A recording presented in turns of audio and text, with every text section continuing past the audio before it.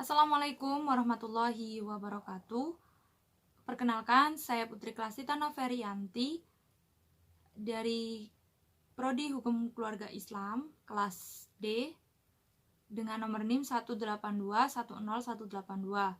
Di sini saya membuat video mengenai fatwa dan jurisprudensi secara mendasar beserta qadha dan qanun. Pertama, saya akan menjelaskan tentang pengertian fatwa. Fatwa menurut bahasa berarti jawaban mengenai suatu kejadian atau peristiwa. Fatwa menurut syara adalah menerangkan hukum syara dalam suatu persoalan sebagai jawaban dari suatu pertanyaan, baik si penanya itu jelas identitasnya maupun tidak, baik perseorangan maupun kolektif. Fatwa menurut Kamus Besar Bahasa Indonesia atau KBBI ada dua macam. Yang pertama adalah jawaban berupa keputusan atau pendapat yang diberikan oleh mufti atau ahli tentang suatu masalah. Dan yang kedua adalah nasihat orang alim, pelajaran baik, dan petua. Dari pengertian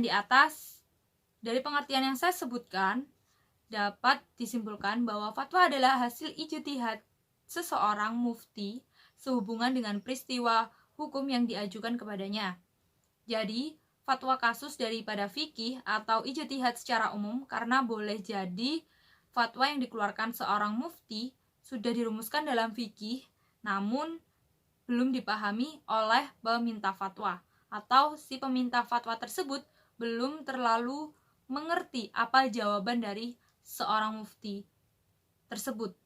Selanjutnya saya akan menjelaskan tentang pengertian jurisprudensi.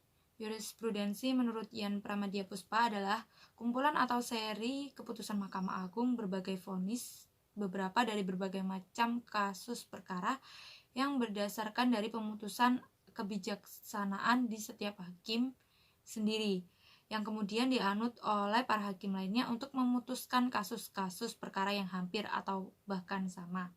Maksudnya di sini adalah seorang hakim yang memvonis orang terdakwa, lalu vonis tersebut sama halnya dengan kasus-kasus yang lain, maka vonis tersebut dapat dianut atau digunakan lagi oleh hakim selanjutnya. Kemudian jurisprudensi menurut Philippus M. Hajin adalah produk kewenangan legislasi DPR dengan karakter yuridis yang bersifat abstrak atau umum.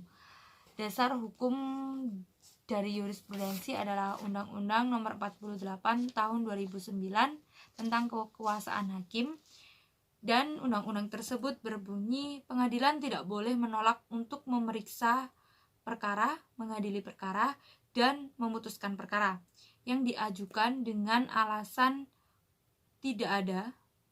hukumnya itu tidak ada atau kurang jelas atau kabur, melainkan wajib memeriksa serta mengadilinya.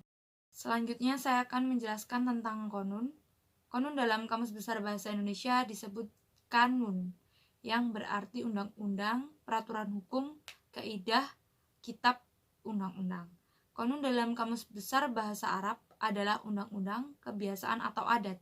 Qanun juga biasa disebut dengan undang-undang atau hukum positif.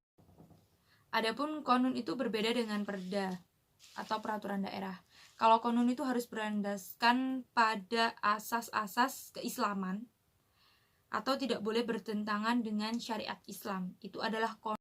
Selanjutnya saya akan menjelaskan tentang qadha. Qadha atau al-qadha secara etimologis atau harfiah berarti menyelesaikan.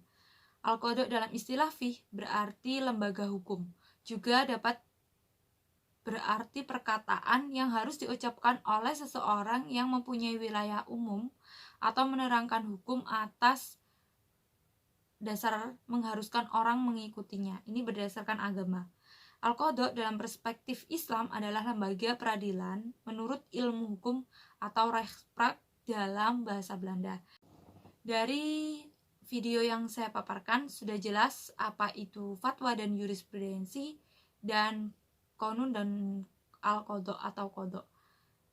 Sekian dari saya, kurang lebihnya saya mohon maaf.